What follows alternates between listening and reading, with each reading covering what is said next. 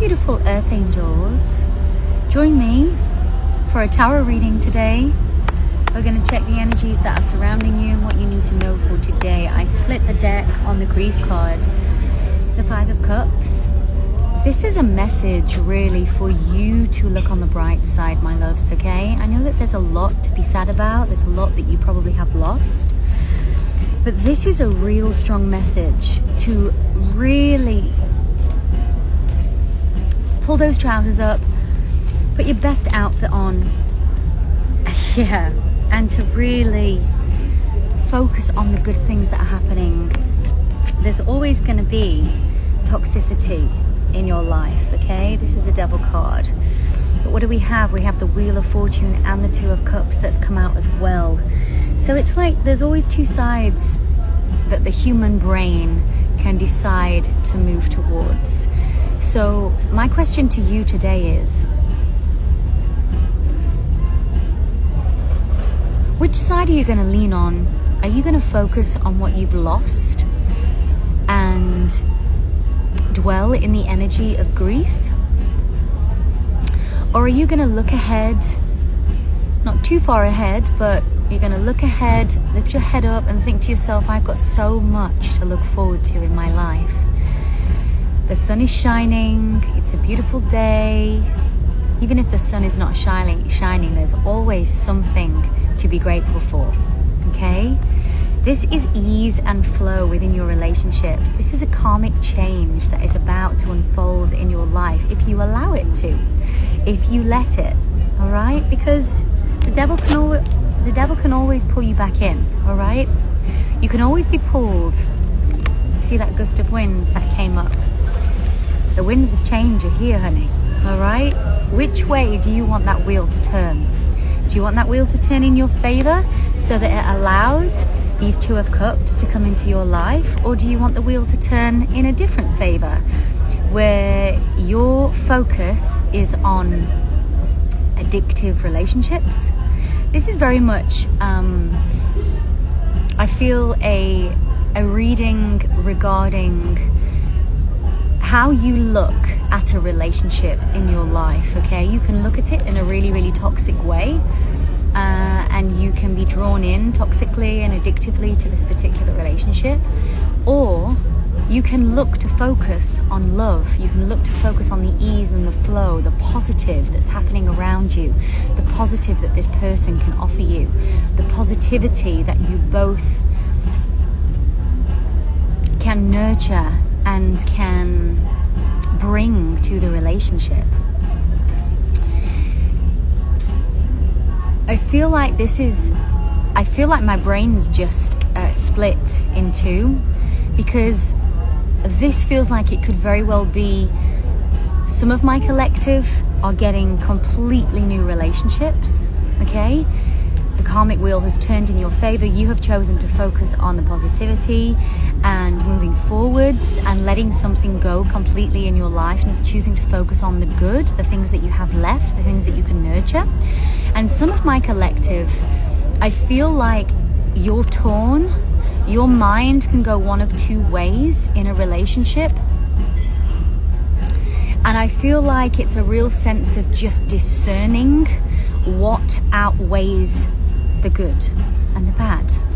Does this make sense? I feel like you have to discern whether a relationship is more good or more bad. Is it worth its weight, or is it constantly bringing you back into toxicity, into addictive thoughts, into confusion? Does it bring out the good in you? Does it bring out the best in you?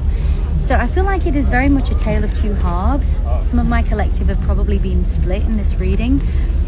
There's definitely a focus on telling yourself the truth, getting really, really deep with yourself and spending some time on what you believe the truth to be in a situation. Not necessarily what's going on up inside your head without having the facts to back what's happened up. You need the facts and the logic to back up the truth in a relationship, okay? Don't just be up in your head, up in Disneyland or Fantasyland and making all of these sort of stories up in your head. It's about really sort of getting deep and getting logical at the same time by telling yourself the truth, okay? I could be talking to some air signs as well, Gemini, Libra, Aquarius. We also have Virgo energy here that's present with the Hermit coming out. And it's just a sense of spending a bit of time in solitude, spending a bit of time on your own. There's definitely a confusing energy in the air with the Seven of Cups being here. I do feel like you're being presented with lots of opportunities and options in your own mind. And it's about choosing the option that's right for you. I feel like you are a person who has a lot to offer. I feel like you are very valuable in a relationship. And I feel like with the Seven of Cups coming up here, you know this, you're aware of this. But I feel like you're up in your own head about trusting yourself with the options that are available with you. I do feel like this is a case of nurturing self-love and self-trust. If we don't have self-trust, exactly, my goodness me. If we don't have self-trust, we end up at a crossroads, okay?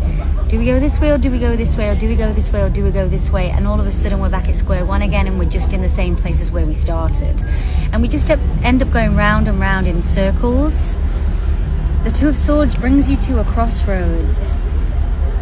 Be careful of that lacking mindset. Be careful of thinking that you don't bring a lot to the table with your energy and with who you are. This is a time to really, really believe in yourself. Know that you are the star of your own life, and know that whatever decision you make moving forwards, it's going to be fair and it's going to be just, and it's going to bring about the best outcome for you, okay?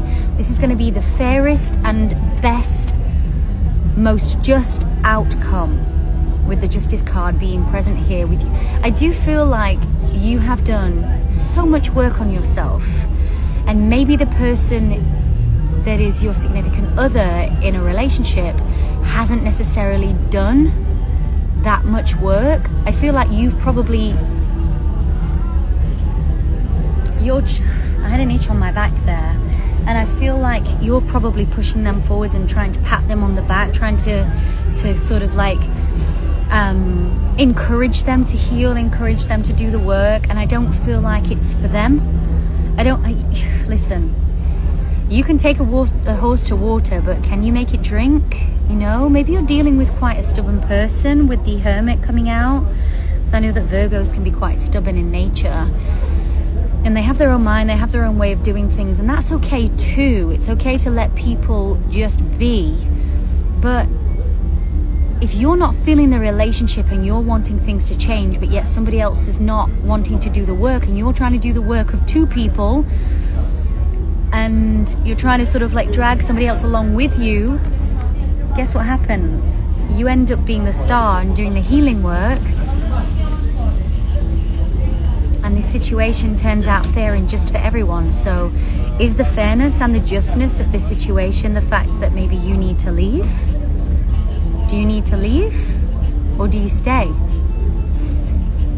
I'm channeling the song, should I stay or should I go now? Should I stay or should I go now? If I stay there will be trouble, if I go there will be double. It's very much the Two of Swords energy. You're damned if you do, you're damned if you don't, okay? This is really difficult energy to be in, and I really do understand. I want to see if I can get you an outcome card and any more advice for this particular. Listen, if you don't do something, the universe is going to do it for you with the Tower coming out here. You're going to just have the rug pulled underneath you whether you like it or not. You're going to be made to move. But my suggestion to you would be, go in the direction of your most joy and your most passion. Go in the direction of your heart's desires. What makes you feel the most excited about a certain situation, okay? Lead yourself to the excitement, to the joy, to the wonder, to the energy. Go where the energy is, the positive energy. and it won't lead you far wrong. I love you, beautiful earth angels. And